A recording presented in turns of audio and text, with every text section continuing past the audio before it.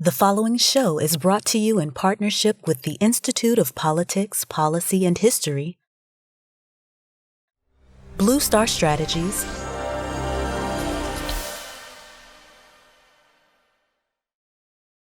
Bright Road Incorporated,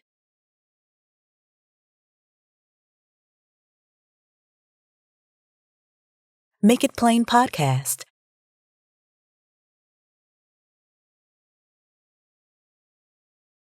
and RPC Media.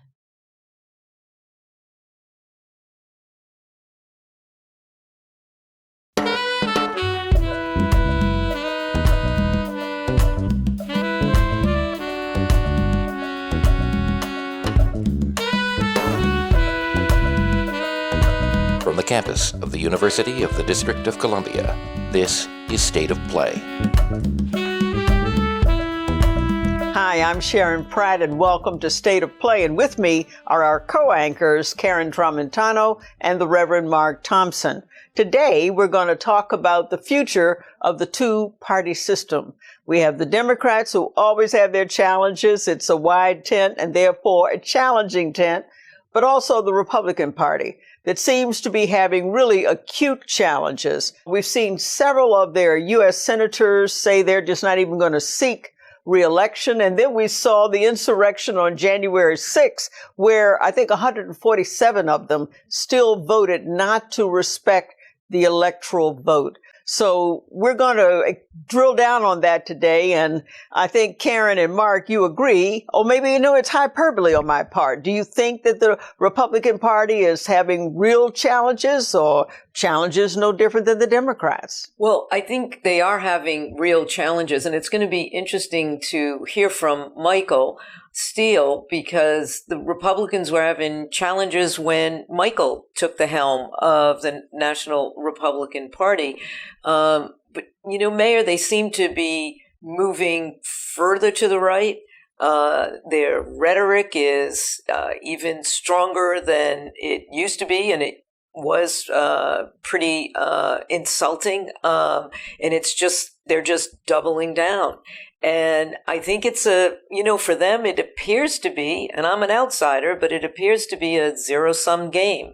But I'm really looking forward to hearing from Michael and then Andy when Andy Card was President Bush's chief of staff after the big Supreme Court decision in Bush v. Gore.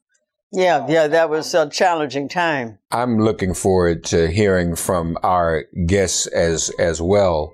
But as you alluded to, Mayor, the Democrats' problems have to do with an embarrassment of riches because the tent is so big.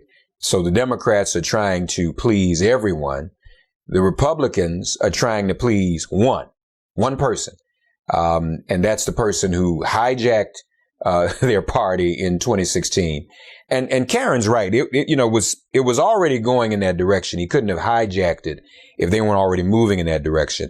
But Donald Trump took it to the extreme. And I think that's what they're up against. They've got to decide whether they're going to be a party of the many or the party of the few. As Karen said, from all indications, though, it's getting worse as we see them now, the Republican Party, trying to do even more to suppress the vote.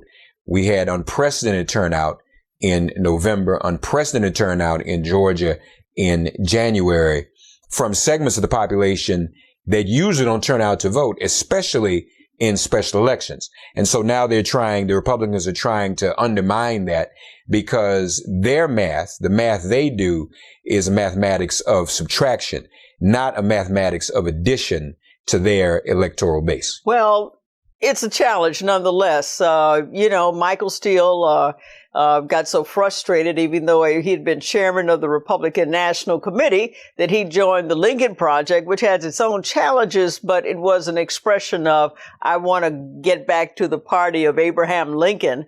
Then Andy Card, I dealt with Andy Card when I was mayor. And though there were differences clearly as a Democrat with Republicans, we were both committed to America. That was I shouldn't say it quite like that, but you had a shared sense of common purpose, though you had ideological differences. And where they are now, as Professor Murcia will talk about, they're at a point now where 45% of the Republican Party, voting members of the Republican Party, supported the insurrection of January 6th. So, you know, you can have a point of view such as Mitt Romney and stand up, or Liz Cheney and stand up, but then you're the one who is taken to task. And then you've got to win the primary to even be in the general election. So they internally have a real set of challenges, and I'm not certain how they navigate this space. The shift has gone, I think, from the parties fighting over the independent vote to the Republicans trying to figure out as many ways as they can to hang on to their base and go further to the right to eke out as many votes as they can from that part of their party. So by definition, I mean, when you're embracing QAnon, you are really going far out there to look for votes. And I think back, you know, just a few years ago, they were looking more to the center. And to Mark's point, I think pre-Trump versus post-Trump is a very, very different Republican Party. Well, I think, too, they're looking, Karen, for the fewest votes, because if you're looking at QAnon and the deep web and all of that, that's a very small number of people. To play to that crowd means you're really not doing intelligent math. So they're playing politics to the few rather than to the many, rather than to any plurality. And they've got to figure that out. Yeah, but you know, there's a discipline to having a homogeneous group. I mean, if you can go after a homogeneous group that will turn out on election day and disaggregate the other group, you know, create conflict and tension within them, as we saw with the bots that happened in 2016, then you can potentially have a winning strategy. But we're going to talk to Michael Steele. We're going to talk to Andy Carr. We're going to talk to Professor Murcia, and we're going to try to understand this just a little better. So don't go away. Stay with State of Play.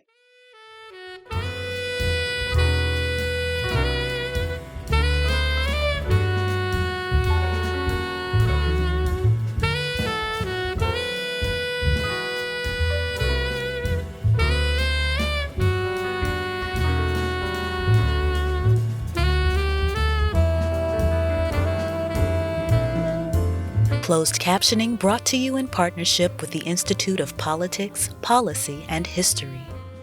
Visit IPPH.org for more information.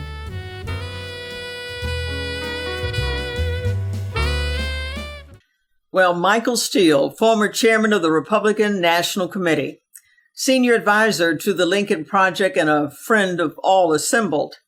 I couldn't think of a more perfect person to bring clarity to these tumultuous times. Someone who can help us understand where our country is going and where the Republican Party is going. So thank you, Michael Steele, for being here. It's great to be with you, Mayor. It's a pleasure to be a part of this inaugural program. I'm looking forward to a great conversation. Well, I know you will always provide it. So, as I said, these are tumultuous times. These are really alarming times. And you have to ask, will we remain a two-party system? I know that's not etched in stone in the Constitution, but for many years we have been that two-party system, and a part of the anchor of it has been the Republican Party, the party of Lincoln. And now you have to wonder what is happening to the party of Lincoln. Where is it going? I mean, can we reclaim it? You're a part of the Lincoln Project. Can you reclaim it? Well, the effort is very much alive to reclaim it. It's why I remain a Republican up to this point. Now, you know, if the crazy gets beyond crazy, then we'll see what happens. I think we're kind of at that doorstep, if not, you know, given the events of January 6th. But there are those of us who feel that it is important to reanimate and put forward again those principles and ideas around individual freedoms and rights and responsibilities, accountability, which is something that's very much a part of the founding of the party. It's why I identify myself as a Lincoln Republican specifically. What the party decides to do from this moment forward remains to be seen. It is It is not etched in stone.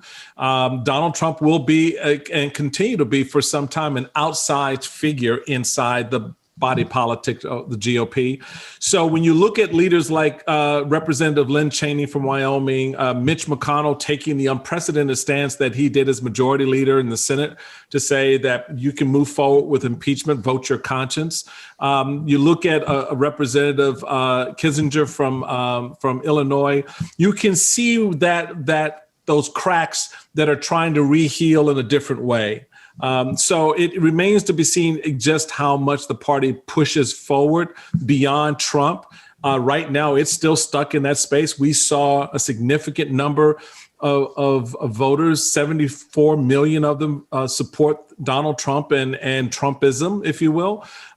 So we have to understand and unpack what that means. As far as the party writ large, being a governing majority will be a very difficult thing in the short term. I don't know how you overcome embracing white nationalism, the Proud Boys, and the assault that we saw on the Capitol on January 6th and have the American people just go, well, that's okay, we'll move on. Yeah, because it's so much bigger than Donald Trump now. I mean, you have 147 members, as you suggested, who voted still to disrespect the electoral votes. Even after the Capitol was stormed, even after, that assault on our citadel of democracy. And further, what is more alarming to me is that 45%, I think, of Republicans supported storming the Capitol. So even though we have Liz Cheney and we have McConnell, who was excellent during the debate, you have to wonder, do you have enough voices to reclaim that arm of the party, the Lincoln arm of the party, or have you splintered into a brown shirt party as well as your traditional Republican Party? Important question. Both of those, because they really are, sort of the linchpin of how the party recovers and moves forward.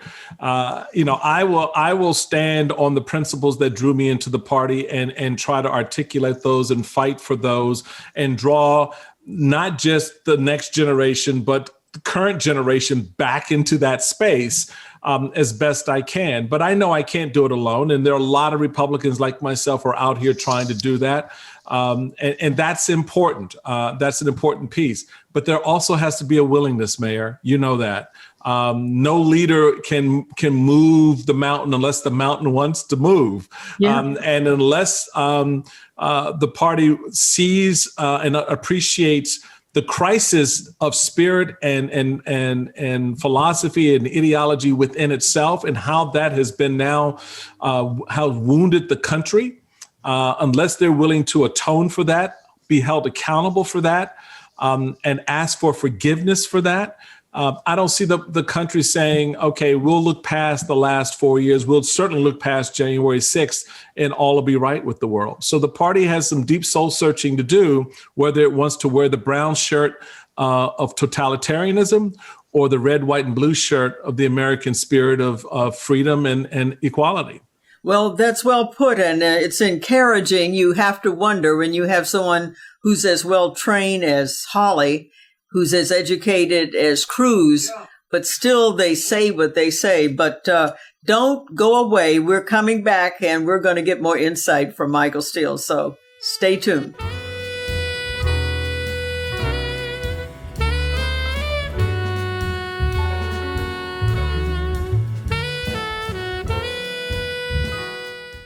Welcome back. Thank you for staying with us. As you know, we've got a fascinating program with the former chairman of the Republican National Committee, Michael Steele.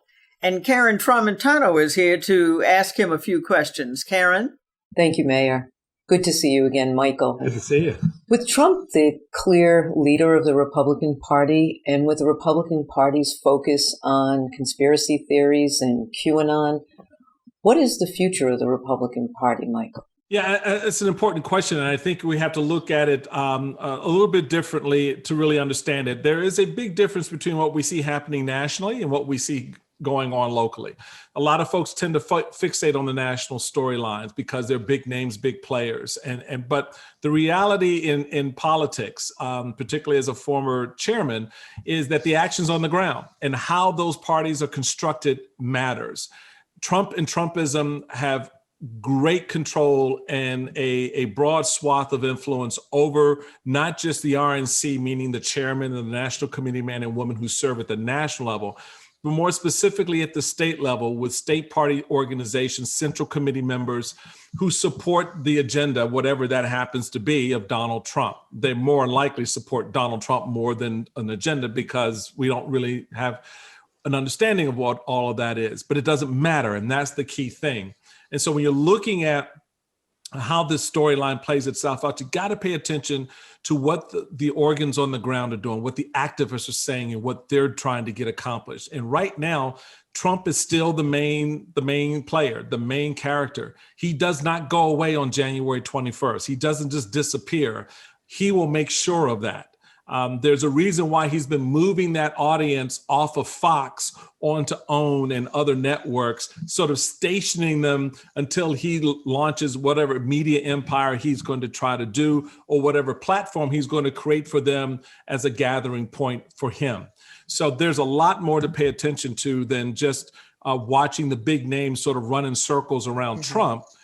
Understand what's happening with Trump on the ground in states across the country like Arizona, Alabama, Iowa, even in places like New York and Maryland. You've got to be aware that that influence, it may be an inch thick, but it is very, very wide. In 2022, the Senate map is challenging for Republicans. How do you see their prospects? The Senate is going to be a difficult climb for Republicans. Look, a lot will depend on the kind of policies that the Biden administration puts on the table. If President Biden starts out with infrastructure, having a strong, resolute approach to COVID-19, he's going to begin to galvanize the country behind him, because that's not what we've had over the last 4 years. So he has the advantage now of sort of creating a space that makes it more difficult for the Republicans to disagree with Joe Biden and his approach. He doesn't have to lead off with the Green New Deal. He's not. This is not going to happen. But if he led off with something that is a common narrative for folks, it makes it more difficult for the Republicans to run the anti-Biden campaign to take back control of the Senate in 2022. It's still an uphill climb for a lot of Republicans. Well, Michael, you've been terrific. I mean, we now are going to turn to Andy Card, one of your former colleagues, to tell us how on earth Joe Biden governs in this environment. So thank you, Michael. Thank you.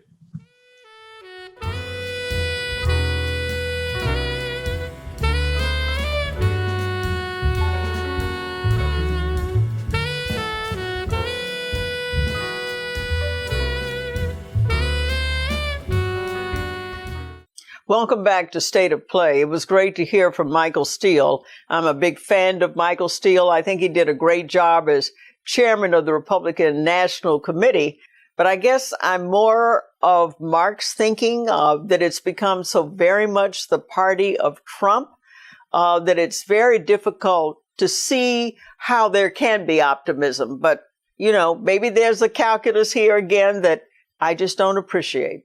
Well, it's hard to see what that calculus is, at least from the outside, other than to return not to the party of Lincoln, but really to return to a post-Reconstruction era where it seems like their rhetoric is playing to that crowd, and I don't myself see the optimism in that, and I certainly don't see the future of a party, Republican Party in particular, that is looking out for what is best for the citizens of our country.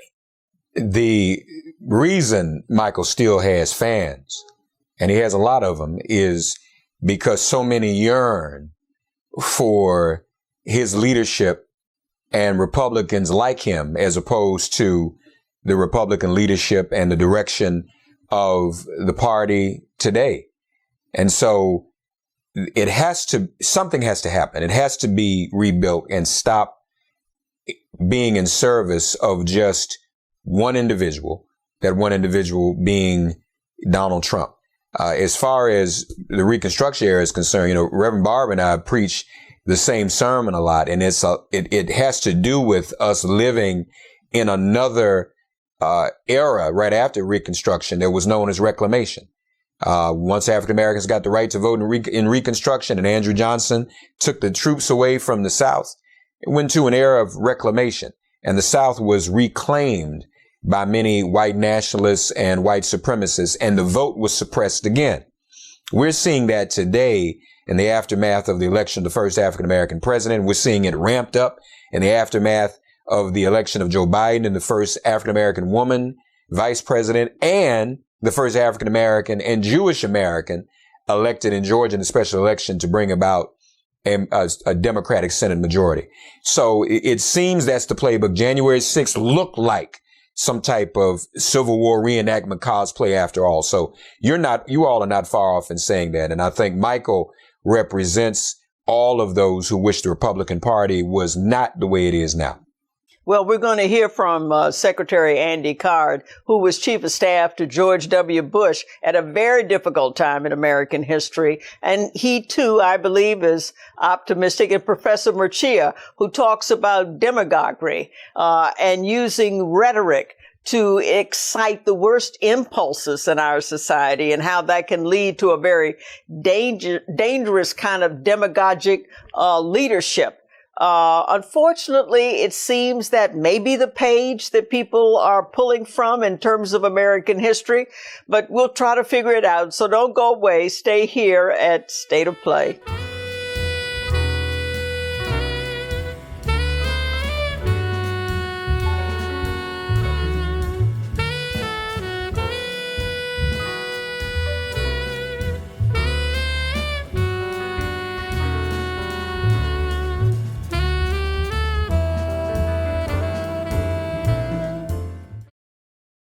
Welcome back to State of Play. We're very lucky indeed. We have Dr. Jennifer Murcia at Texas A&M University. She is a professor of communications with a particular focus on political rhetoric. So she's going to help us understand some aspect of what's going on in the political environment. Thank you for being here.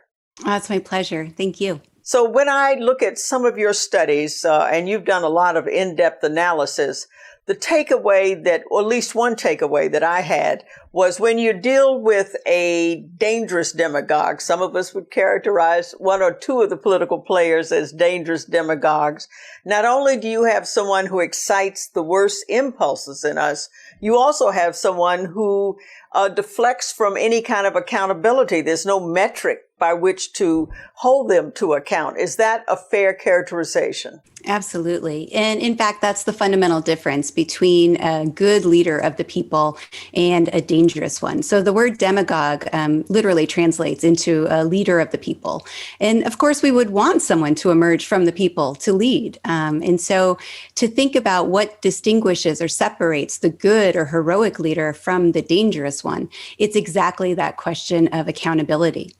A dangerous demagogue, an unaccountable leader, is terrible in any kind of political system, but especially one based on the will of the people like ours. So what is it that happens in our society that makes people susceptible to it? You have to have a market for it to work. Obviously, we had it in the era of Joe McCarthy. I'm not still certain why people succumb to that. What is it that's happening in our society that makes us susceptible to that type of leadership? It's a conundrum, and it's something that I've been thinking about for years. And what I've realized is that the American public sphere in this moment has crisis levels of distrust and polarization and frustration. And that is a toxic combination. It makes us distrusting of established institutions, political leaders, other kinds of leaders. It makes us paranoid and susceptible to conspiracy theory. And so someone like Donald Trump, for example, can use rhetorical strategies that prevent us from holding him accountable. He's so good at changing the conversation, at distracting our attention, sort of an authoritarian P.T. Barnum. And also, the second thing is that researchers have found that Americans in this moment have what's called an authoritarian streak. They're authoritarian voters, meaning that if you ask them, do they prefer, a strong leader who will put their agenda forward in a strong way, or if they prefer democracy, they will choose the strong leader.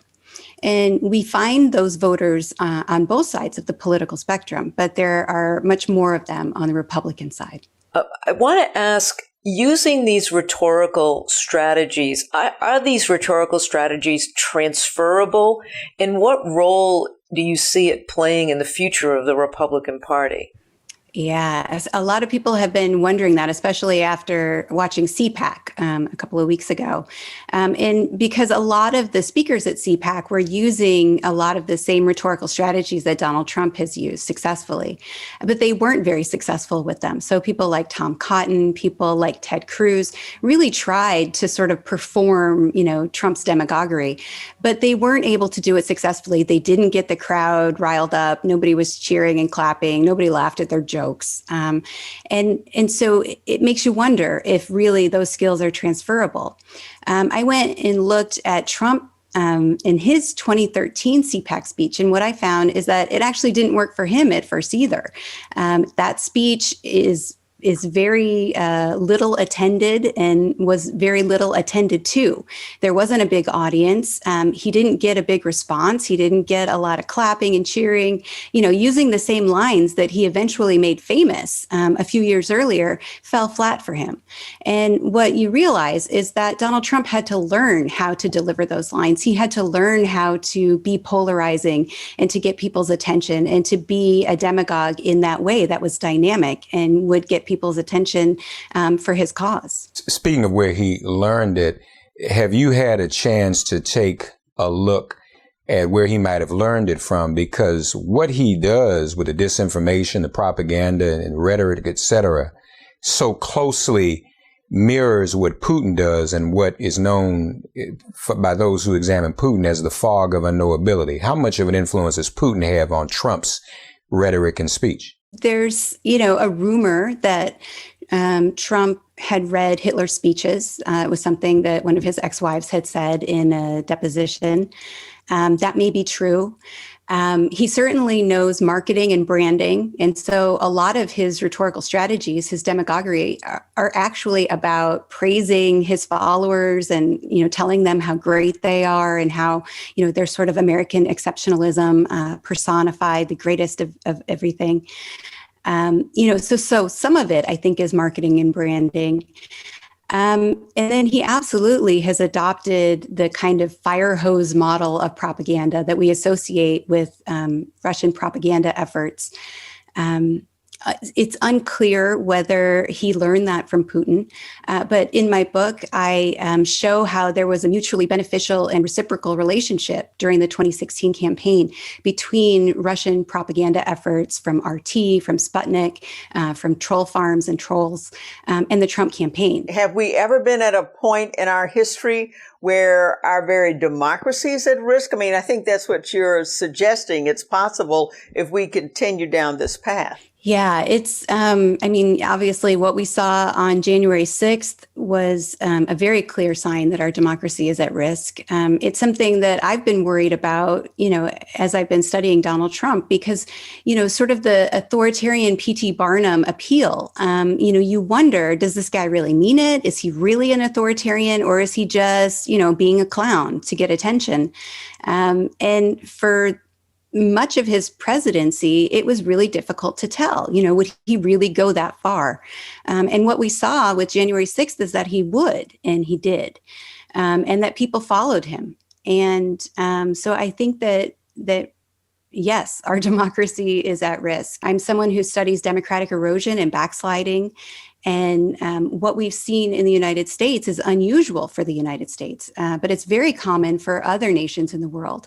And in fact, this is how democracies die, is that these kinds of strategies that we see dominate our public sphere, they really do lead to the erosion of democracy itself.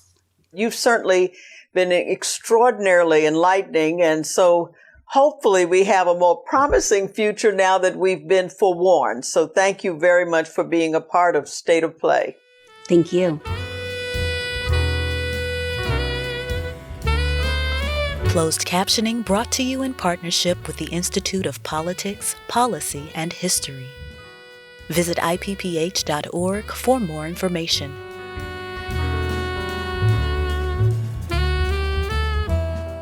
Welcome, Secretary Andy Card, someone who played a pivotal role with President George W. Bush after a contentious election, and they managed to pull the country together.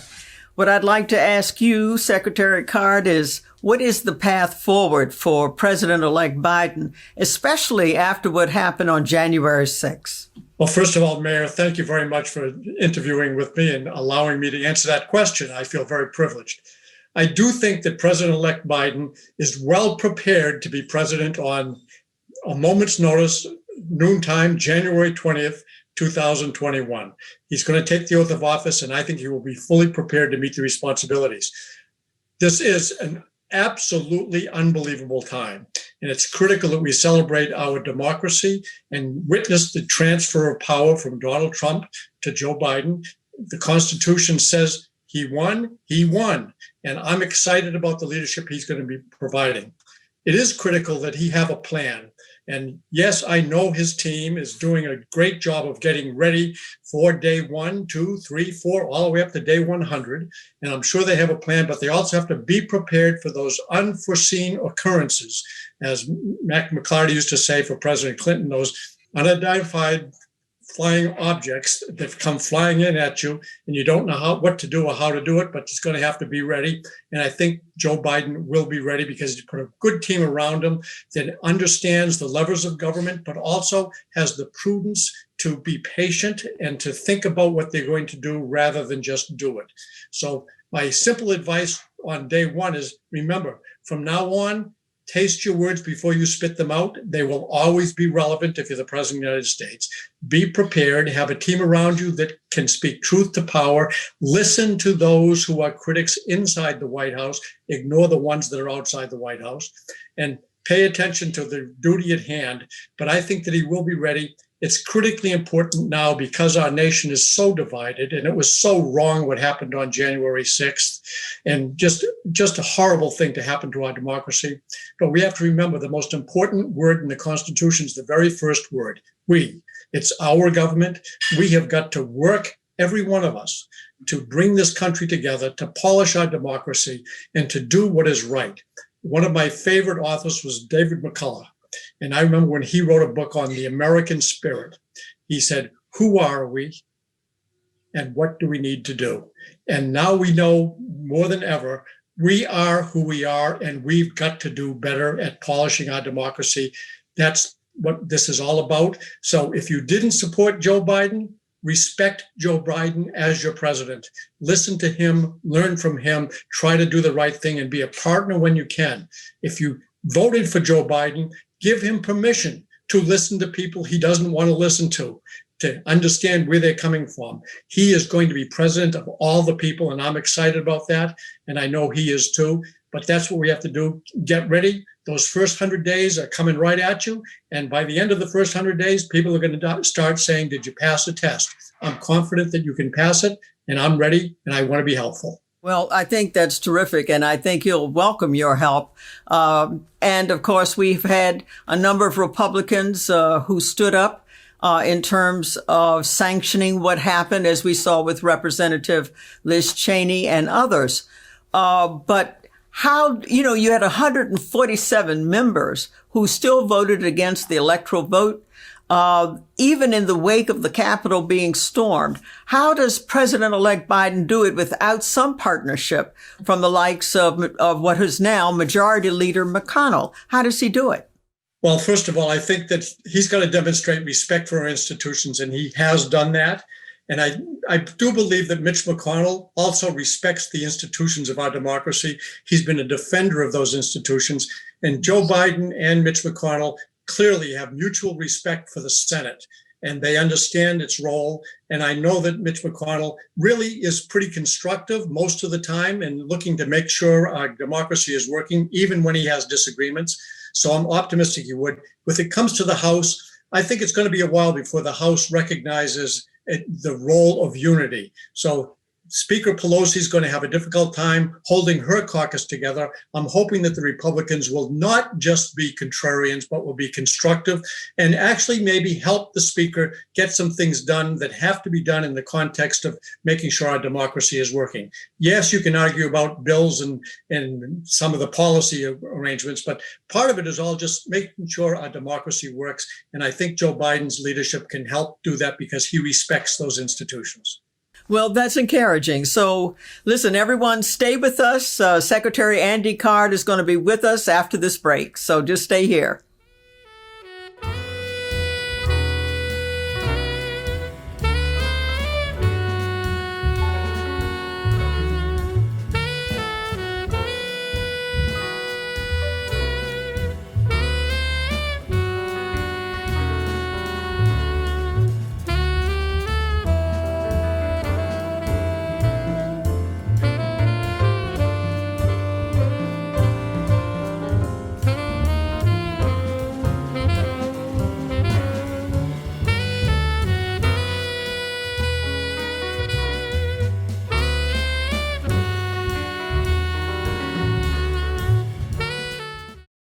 Welcome back. We're very lucky indeed to have Secretary Andy Card with us, and Karen has a question. Karen? Andy, great to see you again. Seems like there's going to be a lot of pressure on President Biden to compromise on his agenda in the name of unity. How do you see that playing out? Well, first of all, I respect the president will be president of all the people, but I do think this is a time for a little bit more prudence and go forward. I would not come out with a philosophically based agenda in the midst of this pandemic, in the midst of the uncertainty in our economy and how to get it back on track, and also the legitimate concerns that we are not as united as a nation as we should be, and we've actually had some of our institutions of government attacked.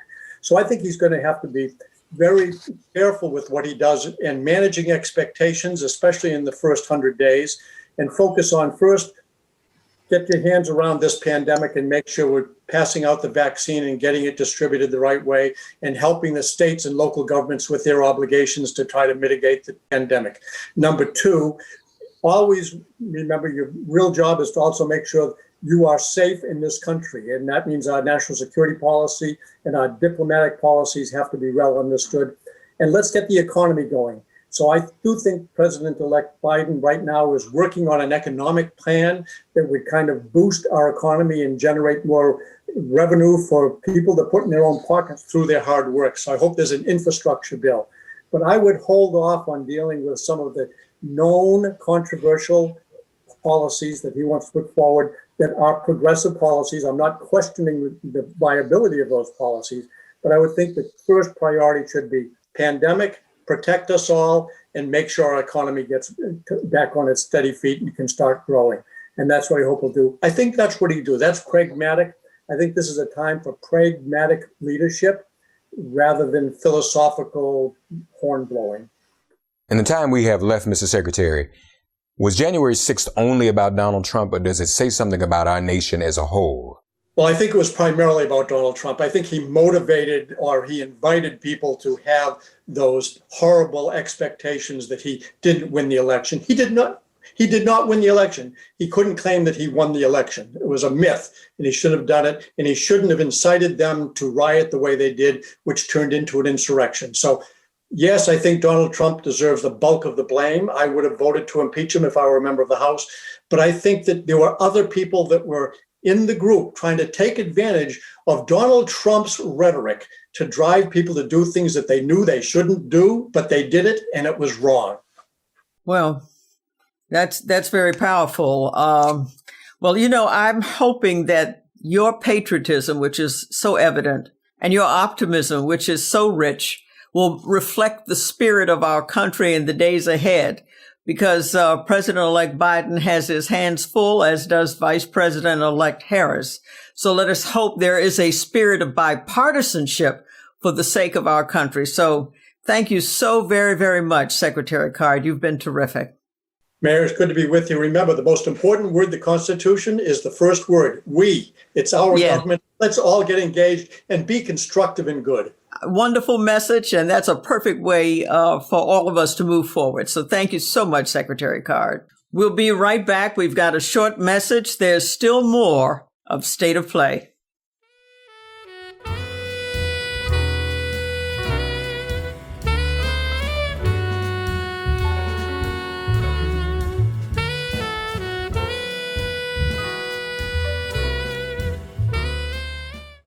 Welcome back to State of Play. We've had a really interesting, insightful conversation about our two-party system, the future of both political parties, but particularly the acute challenges being faced by the Republican Party. And happily, we had Michael Steele, who was the former chairman of the Republican National Committee, and then Secretary Andy Carr. He had a tough challenge. He was chief of staff to George W. Bush in the wake of the Bush v. Gore decision by the Supreme Court, where most Democrats thought Gore should never have conceded. So he had to try to help pull the country together then. And then Professor Jennifer Murcia, who talks about rhetoric, dangerous rhetoric that can lead to dangerous demagogues. And is that what we're dealing with in the post-Trump era? And so our conversation today has suggested, at least to me, that the Republicans are in for tough going. Maybe it'll work. Maybe they can do the same thing as you all suggested post-Reconstruction. Just suppress the other side and stay disciplined with your group. I guess that's the direction they're taking, the Republican Party. Well, Mayor, I think you're absolutely right. That is the direction, unfortunately, that they are taking, the Republican Party. And that direction includes a level of unaccountability that is breathtaking.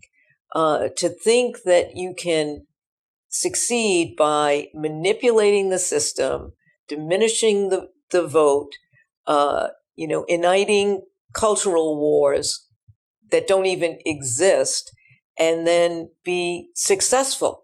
I think that is, again, that's I don't know how else to say it other than it's just breathtaking that is not the path that one should take if you actually cared about governing and doing what is right for the citizens of our country. I think that's the point, and I think that's why it won't work. The point is to make things ungovernable, to use those two big words Dr. King used at the I Have a Dream speech, interposition and nullification, to make sure everything comes to a screeching halt. So when they run for office, especially in Congress, in the House and Senate, Karen and Mayor, it's like they're applying for a job for the job where they don't do anything. They don't want to work. They don't want government to serve the people, because they're still at war with a romanticized notion of what the Civil War and Reconstruction and Reclamation were all about. We are still, unfortunately, fighting that battle. And we see it plain as day with all the new efforts at voter suppression. At one time, it was Republicans in the majority who voted by mail. Now that changed in November and January with the special election. So now what is the goal? Let's stop voting by mail now. So whatever others do that aren't Republicans, they want to try to undermine. And we've got to do something to let them know on behalf of all Americans that that's really not what people want and is not in everyone's best interest. Well, it's a challenge when a party rejects Liz Cheney, a challenge when the party rejects their standard bearer, Mitt Romney. A real challenge is what will be the heart and soul of the Republican Party. It does not bode well for our country that this important party is in this circumstance. But here we are at an inflection point in America, and we're trying to understand it better. So we've had great insights here, and thanks for being with us at State of Play.